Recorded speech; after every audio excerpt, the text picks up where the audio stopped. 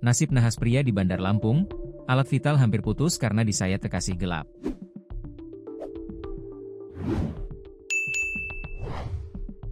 Seorang pria berinisial K, 32, warga Kecamatan Panjang, Bandar Lampung, mengalami nasib nahas.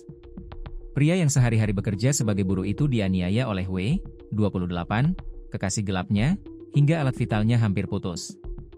Peristiwa itu terjadi di Jalan Soekarno-Hatta, Lapangan Baruna, Kelurahan Karangmaritim, Kecamatan Panjang, Bandar Lampung, Minggu, 19 Oktober 2025. Kapolsek Panjang Kompol Martono membenarkan peristiwa penganiayaan tersebut.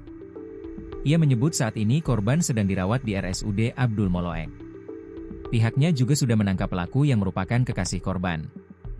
Ia pun menceritakan kronologi penganiayaan tersebut. Pelaku dan korban merupakan kekasih gelap.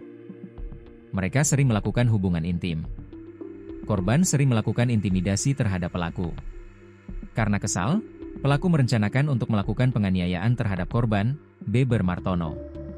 Pada hari nahas itu, sekira pukul 19 WIB, pelaku menghubungi korban untuk bertemu di Lapangan Baruna. Warga Kecamatan Bumi Waras, Bandar Lampung itu terlebih dahulu menyiapkan pisau cutter.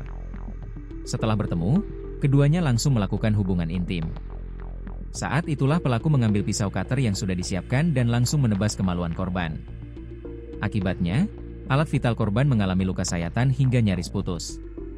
Lalu korban melaporkan kejadian tersebut ke Polsek Panjang.